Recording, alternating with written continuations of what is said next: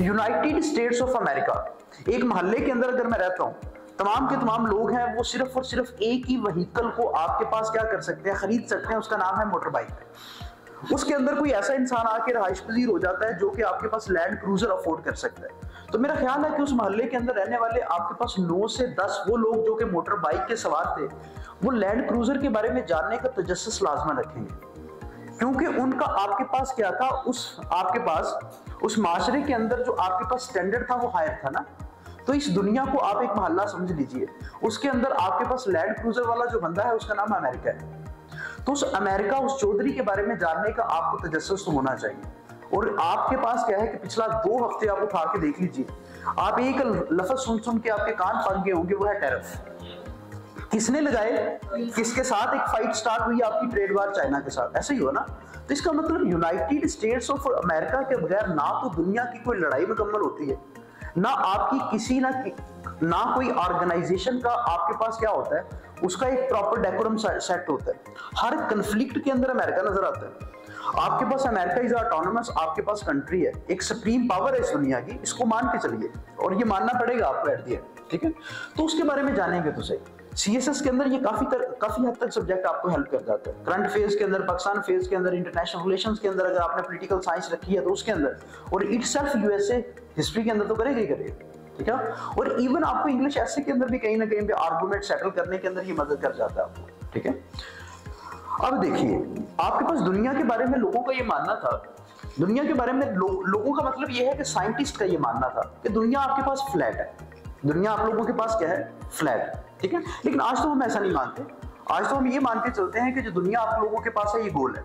इसका मतलब ये है कि हमेशा जो प्रीवियस इल्म होता है वो नेक्स्ट इल्म के लिए क्या होता है, कि विंडो का काम करता है। अगर आप अपनी दुनिया को कॉन्टिनेंट्स के अंदर डिवाइड करते हैं, तो ये आप लोगों के पास क्या है, नॉर्थ अमेरिका है, इसकी डाउन साइड के ऊपर आपके पास क्या है, साउथ अमेरिका है, और यहाँ पे आप लोगों के पास एक बहर है जिसको आप क्या कहते हैं, बहरे ओकियानूस कहते हैं, ऐसा ही है ना। अटलांटिक ओशन कहते हैं, दुनिया का दूसरा बड़ा समंदर, बहरे ओकियानूस, जिसको इकबाल ने अपनी शायरी के अंदर बहरे जुल्मात भी कहा ना आपके पास। अब देखिए, जो बाकी दुनिया है वो बहरे ओकियानूस की मशरक की तरफ है, इसकी ईस्टर्न की तरफ है। यहाँ पे आपके पास दुनिया का एक ऐसा कंट्री, जिसका आपके पास ऐसा कॉन्टिनेंट जिसका नाम क्या है, यूरोप। यूरोप की आप लोगों के पास क्या है, ईस्टर्न साइड के ऊपर, नॉट प्योर ईस्टर्न साइड के ऊपर, साउथ ईस्टर्न साइड के ऊपर आपके पास एशिया है।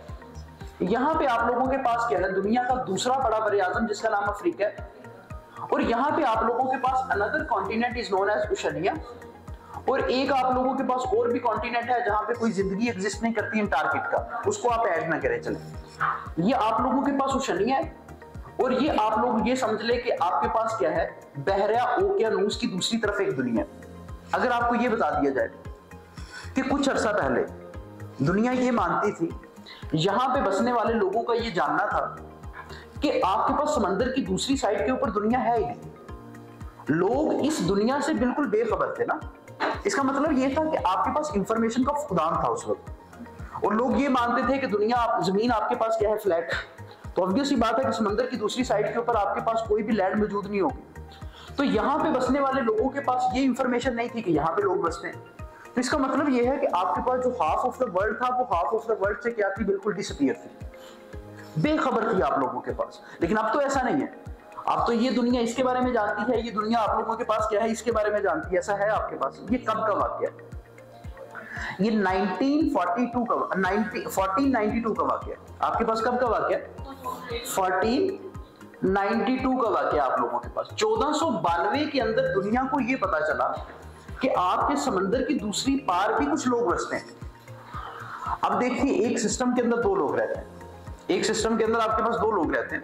एक वो बंदा जो कि बिल्कुल आप लोगों के पास क्या है, पढ़ा लिखा नहीं है, आपके पास क्या है, इलिटरेट है, और दूसरा बंदा वो आपके पास लिटरेट है, पढ़ा लिखा है। तो जानने का आपके पास क्या है, जानने का जज्बा किसके अंदर होना चाहिए, जो कि लिटरेट है। अगर आप 1492 से पहले की बात करें, 1492 से पहले की बात करें, तो जो यूरोप था ना आपके पास, वो सिविलाइज था। जो यूरोप था वो आपके पास सिविलाइज था, वहां पे इंडस्ट्री भी थी, वो लोग आपके पास क्या थे, नियर टू एजुकेशन भी थे। तो इसका मतलब ये था कि अगर उस वक्त दुनिया 2 हिस्सों के अंदर बटी थी, जो कि पता नहीं था किसी को भी, तो जानना किसको था, यूरोप को जानना था। तो यूरोप जो था वो टोटली अनअवेयर था किससे, कि आपके बहरे ओकियानूस की वेस्टर्न साइड के ऊपर भी कुछ लोग बसते हैं, इस बात से बिल्कुल बेखबरी थी। फिर देखिए, किसी चीज को जानने के लिए कोई ना कोई वजह बनती है।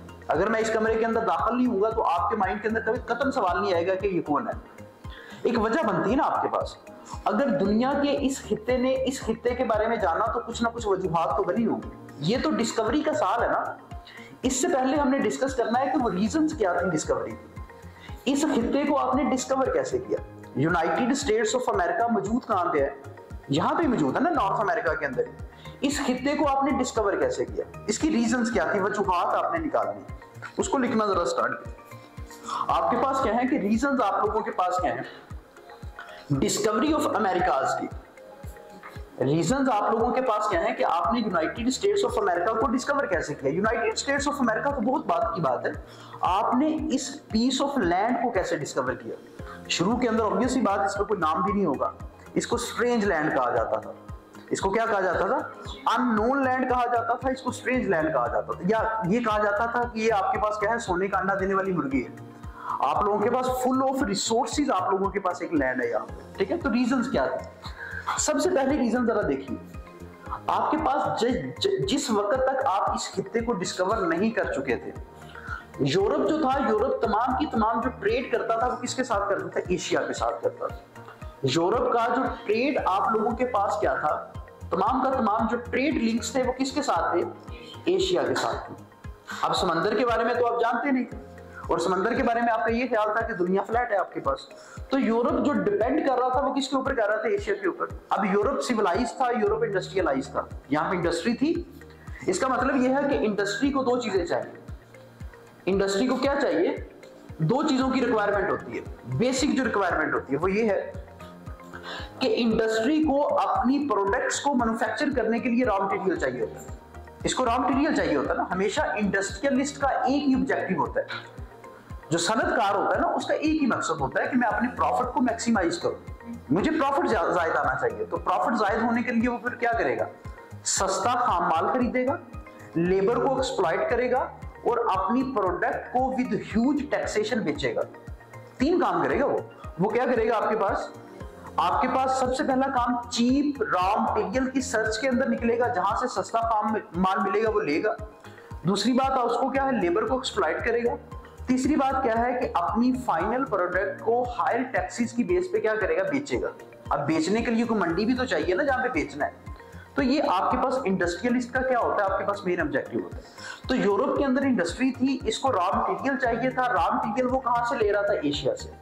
रॉ मटेरियल कहां से ले रहा था, एशिया से। उसको सस्ता खाम माल मिलता था। क्या मिलता था, सस्ता खाम माल मिलता था। इसी खाम माल को वो लेके जाता, फाइनल प्रोडक्ट के अंदर कन्वर्ट करता और दोबारा से रीसेल कहां पे करता, एशिया के अंदर करता। तो एशिया उसके लिए काम कर रहा था इन अ ट्वाइस मैनर। उसको रॉ मटेरियल भी प्रोवाइड कर रहा था और उसके लिए एक मंडी का काम भी कर रहा था। मतलब आप क्या करते हैं कि आप मेरे से शुगर केन लेते हैं और शुगर केन को सस्ते दामों ले लेते हैं।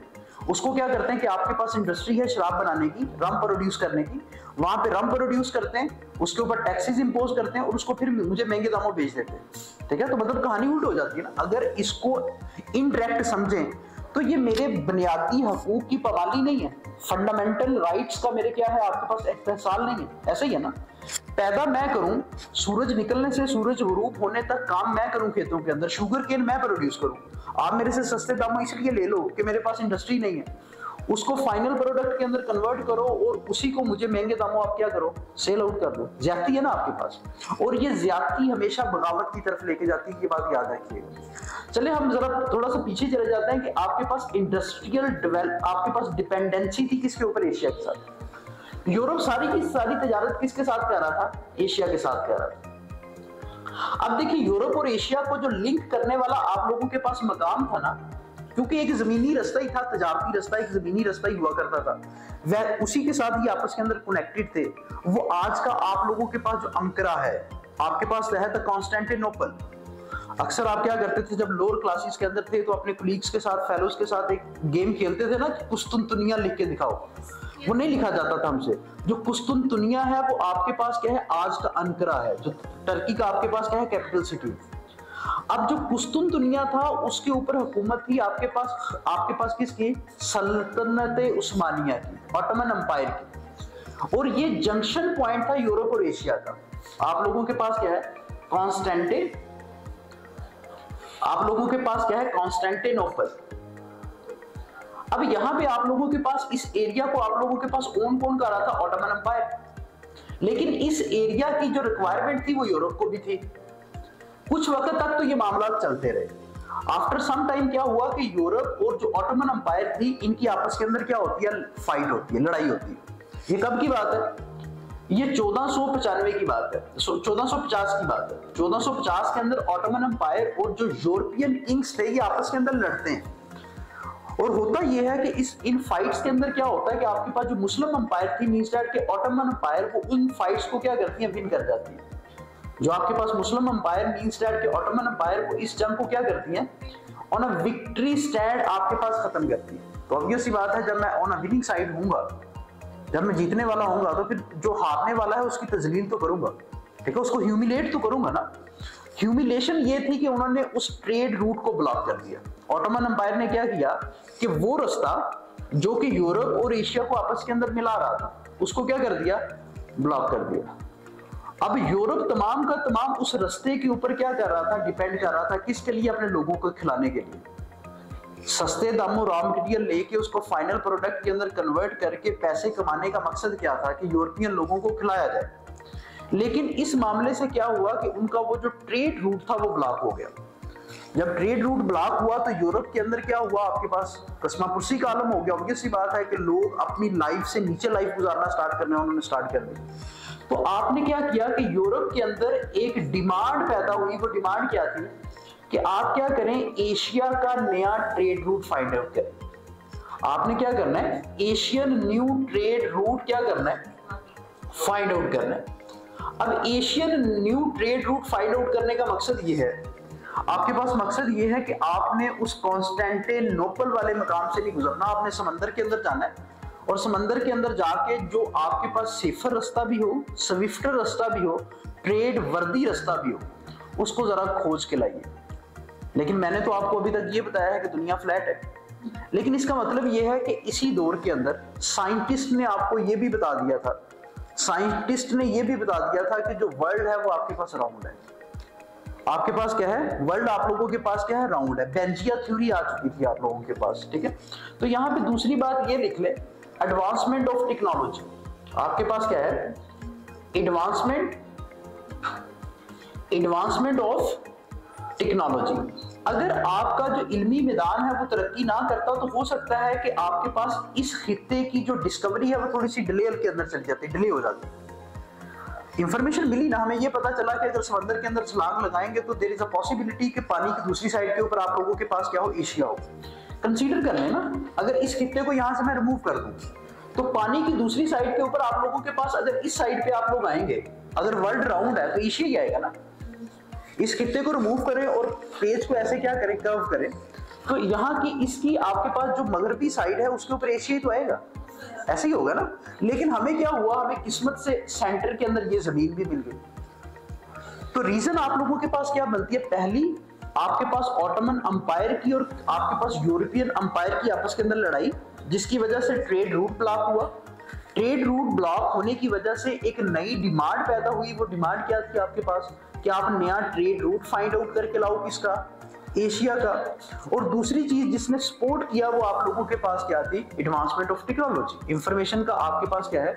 उसकी एडवांसमेंट ने आपके पास रोल प्ले किया, जिससे हमें ये पता चला कि दुनिया क्या है? राउंड। ये बातें तो आप लोगों के पास होगी। अभी किसी के वहमो गुमान में भी ये बात नहीं थी कि हमने किसको डिस्कवर करना है? अमेरिका को डिस्कवर करना है। हम तो किसी और मकसद के लिए निकले थे और हमें मिल कोई और चीज गई। तो यहाँ पे क्या हुआ कि यूरोपियन जो आपके पास क्वींस थी, यूरोपियन जो किंग थे, जैसे स्पेनिश क्वीन थी, जैसे आपके पास क्या था? यूके का किंग था, उन्होंने डिफरेंट नेविगेटर्स को सपोर्ट करना स्टार्ट किया। डिफरेंट उन लोगों को सपोर्ट करना स्टार्ट किया जो कि आपके पास समुद्री सफर करना जानते थे, समंदरी रास्तों को जानते थे।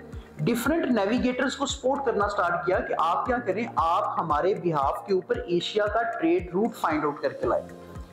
डिफरेंट आपके पास यूरोपियन किंग्स ने सपोर्ट करना स्टार्ट किया डिफरेंट नेविगेटर्स को कि आप एशिया का ट्रेड रूट फाइंड आउट करके लाएं। तो उसके अंदर एक आपके पास इंसान था क्रिस्टोफर कोलंबस। क्रिस्टोफर कोलंबस का नाम आपने सुन रखा होगा। क्रिस्टोफर कोलंबस का जो बेसिक ताल्लुक था वो आपके पास इटली से था। इसका आप लोगों के पास इसकी जो आपके पास जाए पैदाइश है, प्लेस ऑफ बर्थ है, वो आप लोगों के पास क्या है, इटली है। क्रिस्टोफर कोलंबस यहाँ पे लिख लीजिए। हमेशा आप क्या करते हैं, आप अमेरिका की डिस्कवरी को किसके साथ रिलेट करते हैं, क्रिस्टोफर कोलंबस के साथ रिलेट करते हैं। हम किसके साथ रिलेट करते हैं, क्रिस्टोफर कोलंबस के साथ रिलेट करते हैं। ये जो क्रिस्टोफर कोलंबस था ये बेसिकली आपके पास पैदा हुआ कहां पे, इटली के अंदर। लेकिन इसको इटली की जो अंपायर थी उसने सपोर्ट नहीं किया। हालांकि बहुत अच्छा नेविगेटर था, लेकिन इसको इटली के जो आपके पास बादशाह थे उस वक्त के, उसने इसको सपोर्ट नहीं किया।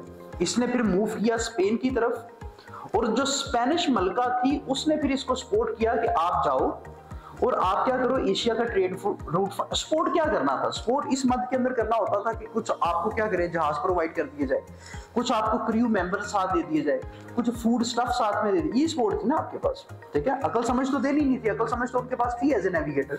स्पेनिश जो क्वीन थी ना एजाबेला, एजाबेला ने क्या किया कि इसको सपोर्ट किया क्रिस्टोफर कोलंबस को, और इसको 3 शिप्स दिए। एक का नाम था आप लोगों के पास नीना, एक का नाम आप लोगों के पास था पिंटा, और तीसरे का नाम था सेंट मारिया। ये 3 शिप्स के ऊपर आपके पास ये एक प्रॉपर क्रू को लेके सफर के ऊपर निकलता है क्रिस्टोफर कोलंबस। अब क्रिस्टोफर कोलंबस का नाम आपने सुन रखा है, 1492 भी आपके माइंड के अंदर चल रहा होगा। 3 नाम मैंने आपको इजाफी बताए हैं जो आपने याद करने हैं। एक आपके पास क्या है, सेंट मारिया, एक आपके पास नीना, और एक आपके पास पिंटा। ये उन 3 शिप्स के नाम थे जिन पे बैठ के क्रिस्टोफर कोलंबस उस सफर के ऊपर निकलता। अब ऐसा नहीं था तीनों पे बैठा हुआ था, इसके साथ इसके जो क्रू मेंबर्स थे, पूरी टीम थी इसकी। और मकसद क्या था कि हमने नया ट्रेड रूट फाइंड आउट करना है। हमने क्या करना है, नया ट्रेड रूट फाइंड आउट करना है। तो 1492 के अंदर सफर पे निकलता है। इसके अलावा ये है कि अब देखिए यहां से ये निकलता है यूरोपियन, स्पेन से ये निकलता है, यहां से वो बहरे ओकेयानूस के अंदर जाता है। सफर करता करता वो यहाँ पे कुछ आइलैंड्स के ऊपर पहुंच जाता है।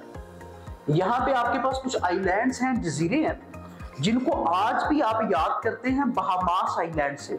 उनका नाम क्या है आपके पास, बहामास आइलैंड। अब बहामास आइलैंड को कब डिस्कवर किया गया, 1492 के अंदर। किसने किया, क्रिस्टोफर कोलंबस ने किया। ये किसकी तरफ सफर था आपके पास, अमेरिकन टेरिटरी की तरफ एक सफर था ना, बहामास आइलैंड। आज का जो जमैका है, सेंट लूसिया है, बारबाडोस है आपके पास, ये बहामास आइलैंड है आपके पास। इनको कलेक्टिवली आप बहामास आइलैंड कहते हैं। इनको डिस्कवर किसने किया, क्रिस्टोफर कोलंबस ने डिस्कवर किया। लेकिन जब वो वापस गया इस सफर से, तो उसने जो नक्शा निगारी का इल्म जानते थे उनको ये बताया कि मैं एशिया डिस्कवर नहीं कर पाया, मैं एशिया डिस्कवर नहीं कर पाया, मैंने कुछ और खित्तों को क्या कर लिया, डिस्कवर कर लिया। ना तो उस वक्त किसी ने इसको अमेरिका कहा, ना किसी ने इसको न्यू वर्ल्ड कहा। उसने कहा कि मैंने सम पीस ऑफ लैंड डिस्कवर किया है, सम पीस ऑफ लैंड डिस्कवर किया। तो यहां से लोगों के अंदर ना एक फर्दर डिमांड इंक्रीज हुई कि हम इस खित्ते की तरफ जाएं, शायद और लोग भी बचते हो, शायद हम नेक्स्ट एशिया चले जाएं। 1400 आपके पास 1494 के अंदर, 1498 के अंदर और 1502 के अंदर, 1492, 1494, 1498 और 1502, ये 4 सफर किए जाते हैं क्रिस्टोफर कोलंबस की तरफ से। क्रिस्टोफर कोलंबस 4 दफा एफर्ट करता है एशिया को फाइंड आउट करने की, 4 दफा कोशिश करता है किसको फाइंड आउट करने की, एशिया को फाइंड आउट करने की। लेकिन हर सफर के अंदर वो कुछ एरियाज को डिस्कवर करके वापस आ जाता है। लेकिन वो उसके मुताबिक क्या होते हैं, एशिया नहीं होते। उसके मुताबिक क्या होते हैं, आपके पास एशिया नहीं होते। वो नए, कभी यहाँ पे पहुंचता है, कभी वो इस पार्ट के ऊपर पहुंच जाता है, कभी इस पार्ट के ऊपर पहुंच जाता है। तो वो डिस्कवरी करता है आपके पास किसकी, जमीन की, लोगों की, ठीक है। अब क्या होता है कि ये इसके 4 सफर थे आपके पास, 1492, 1494, 1498 और 1502। इन हिज लास्ट जर्नी जो कि 1502 के अंदर थी, इसके अंदर वो क्लेम कर देता है कि मैंने एशिया को डिस्कवर कर दिया। 1502 के अंदर वो क्लेम कर देता है कि मैंने एशिया को डिस्कवर कर लिया। लेकिन इन फैक्ट ऐसा था कि वो एशिया डिस्कवर नहीं कर पाया। फिर उसने क्यों कहा कि मैंने एशिया डिस्कवर कर लिया? ये बहुत बड़ा सवाल है ना। 1492 के अंदर उसने उस सफर का आगाज किया, एशिया को फाइंड आउट करना चाहता था, एशिया नहीं मिला, उसको बहामास आइलैंड मिल गए। फिर उसी जर्नी को मजीद सक्सेसफुल बनाने के लिए उसने 1494 के अंदर एक सफर किया, उसके अंदर भी कुछ पीस ऑफ लैंड डिस्कवर किए होंगे। फिर 1498 के अंदर उसने ज्यादा एफर्ट पुट की, फिर कुछ पीस ऑफ लैंड डिस्कवर किए होंगे। फिर 1502 के अंदर उसने ये क्लेम किया कि मैंने एशिया डिस्कवर कर लिया। ऑब्वियसली बात है कि उसके साथ वो लोग भी तो होंगे ना जो कि नक्शा निगारी का इल्म जानते थे, कार्टोग्राफर थे आप लोगों के पास, ऐसा तो होगा ना। तो वो क्यों कहता था कि यहाँ पे मैंने एशिया डिस्कवर कर लिया? क्योंकि यहाँ पे जिन लोगों को उसने डिस्कवर किया था, जिस खित्ते को उसने डिस्कवर किया था, वहां पे बसने वाले जो लोग थे ना, उनके खदोखाल हमसे मिलते थे, उनकी फिजिकल अपीयरेंस हमसे मिलती थी। उनको आप रेड इंडियंस कहते हैं, आज के दौर के अंदर भी हम रेड इंडियंस कहते हैं। तो वहां पे जो बसने वाले लोग थे वो आपके पास क्या थे? रिजेंबल करते थे एशियन लोगों के साथ। तो दैट्स व्हाई क्रिस्टोफर कोलंबस ने उनको क्या कहा? एशियंस हैं, और मैंने एशिया का नया रास्ता क्या कर लिया? डिस्कवर कर लिया। ठीक है। 1506 के अंदर क्रिस्टोफर कोलंबस साहब मर जाते हैं। क्रिस्टोफर कोलंबस क्या करते हैं? नेचुरल मौत मर जाते हैं, इनकी डेथ हो जाती है। अब ये था कि क्रिस्टोफर कोलंबस के साथ जो सफर करने वाले दूसरे लोग थे ना, उनके अंदर मैं 12 दफा आपको बता रहा हूं कि कुछ ऐसे लोग थे जो कि आपके पास मैपिंग करना जानते थे। उनके अंदर एक इंसान था जिसका नाम था अमेरिगो। जिसका नाम क्या था आपके पास? अमेरिगो। तो अमेरिगो ने कार्टोग्राफ ये किया, क्रिस्टोफर कोलंबस के बताई हुई बातों की बुनियाद पे उसने ये कार्टोग्राफ किया कि जिस जमीन के टुकड़े को आप डिस्कवर करके आए हैं ये एशिया नहीं है, ये आपने एक नई दुनिया डिस्कवर कर ली है, ये एक नई वर्ल्ड है आप लोगों के पास, ये एक स्ट्रेंज लैंड है आप लोगों के पास। ठीक है। इसका नाम था आपके पास, कंप्लीट नाम था आपके पास अमेरिगो वेसिपुची। अमेरिगो वेसिपुची 1507 के अंदर क्रिस्टोफर कोलंबस की बताई हुई बातों की बुनियाद के ऊपर क्या करता है?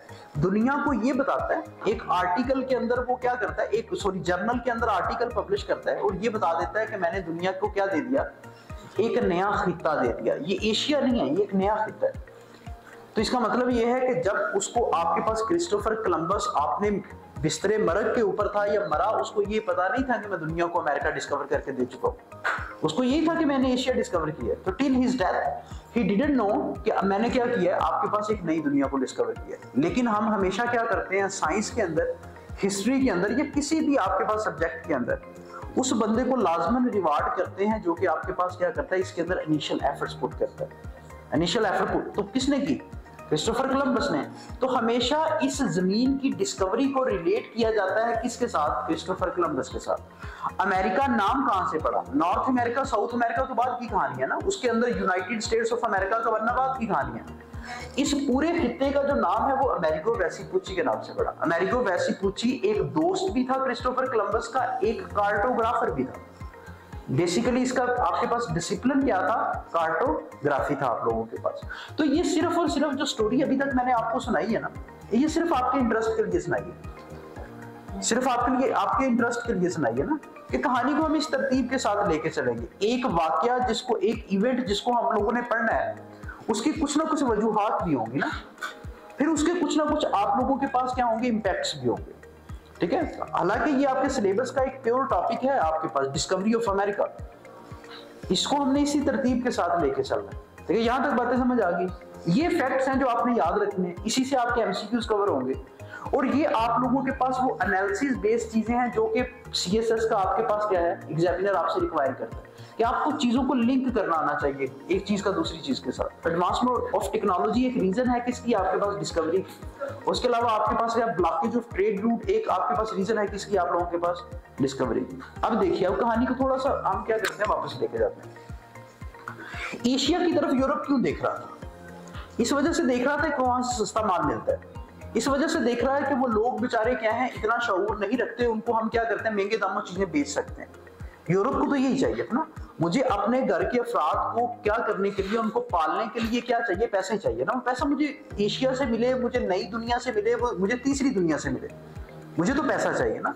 तो यूरोप को क्या मिला? यूरोप को एक नया खित्ता मिल गया। ये आपके पास क्या था? फुल ऑफ अनटैप्ड रिसोर्सेज था। जमीन ही जमीन थी वहां पे, जमीन ही जमीन थी ना। जस्ट आपको वहां पे जाना है और वहां पे आपने जमीन से क्या करना है?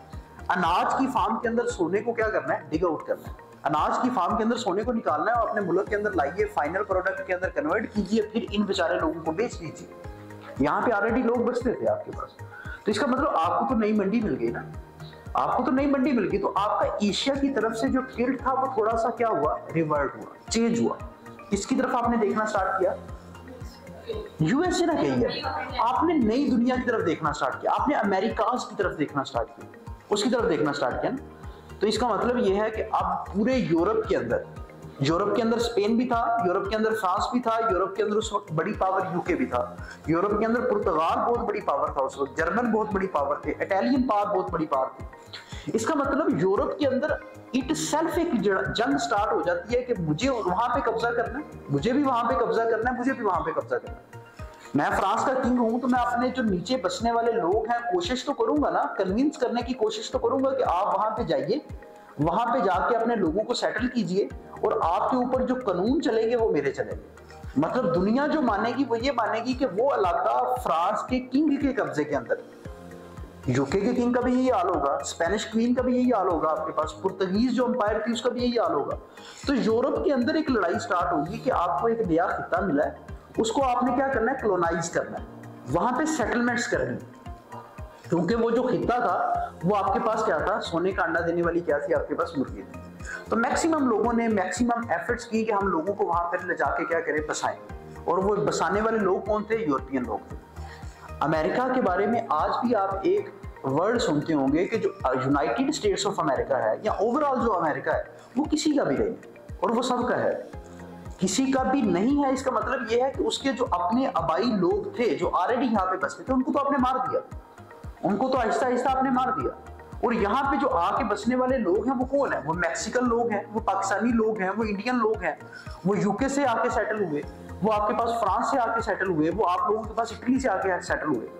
तो ये आपके पास क्या है, ये डिफरेंट सिविलाइजेशंस के ऊपर मुश्तमिल एक फ्रूट चार्ट है, मिक्सिंग बाउल है आपके पास। इसको mixing bowl of the world कहते हैं United States of America. Different civilisations मिलेंगे, डिफरेंट कल्चर मिलेंगे, डिफरेंट ट्रेडिशंस मिलेंगे। उसकी स्टोरी क्या है, इसको आबाद किया गया है। आबाद किसकी तरफ से किया गया, डिफरेंट आपके पास यूरोपियन पावर्स की तरफ से आबाद किया गया। तो अब इसको सेटल करने की जंग स्टार्ट हो, इसको हम कहते हैं कॉलोनाइजेशन ऑफ अमेरिका। इसको हम लोग क्या कहते हैं, कॉलोनाइजेशन ऑफ अमेरिका कहते हैं, ठीक है। तो कॉलोनाइजेशन ऑफ अमेरिका के बारे में हम लोगों ने बातें करनी है। ये एक आपके पास डिटेल्ड टॉपिक होगा कि कैसे अमेरिकन लैंड को कॉलोनाइज किया गया, कैसे अमेरिकन लैंड को क्या किया गया, कॉलोनाइज किया गया। और इसके अंदर आपके सिलेबस के अंदर उसने आपको फिक्स करके ये बात बता दी है कि आपने अपनी बातों को very specific to United Kingdom रखना है। आपने सिर्फ ये देखना है कि यूनाइटेड किंगडम ने कैसे कैसे कॉलोनाइजेशन की। यूनाइटेड किंगडम को आपने इसके अंदर पॉइंट ऑफ फोकस बनाना है। आपने फ्रांस ने कैसे की, स्पेन ने कैसे की, पुर्तगीज ने कैसे की, वो जस्ट सेक ऑफ इंफॉर्मेशन तो आप पढ़ लीजिए, आपने डिटेल के अंदर नहीं पढ़ना, आपके सिलेबस का हिस्सा नहीं है ना। सिलेबस का हिस्सा है कि आपने यूके एडवेंट को पढ़ना है कि यूके ने वहां पे जाके कैसे सेटलमेंट्स की, क्योंकि हमारा subject United States of America है।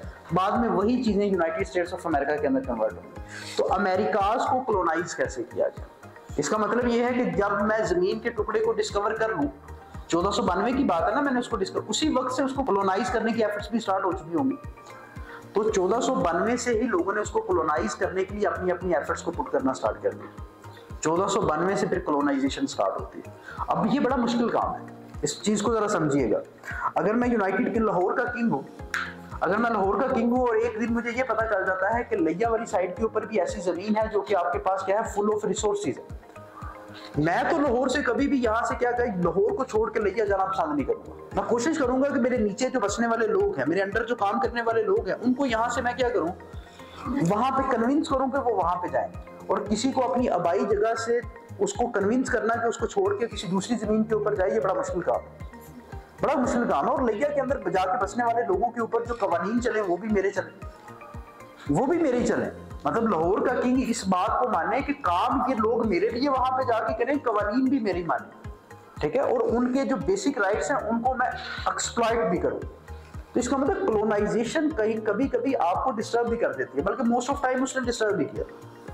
जो यूरोपियन पावर्स ने अमेरिकन लैंड को कॉलोनाइज किया ना, वही कॉलोनाइजेशन जो थी वो उनके लिए वबाले जान भी बनी बात है। ठीक है, तो ये कहानी पूरी की पूरी अब आपकी बनेगी।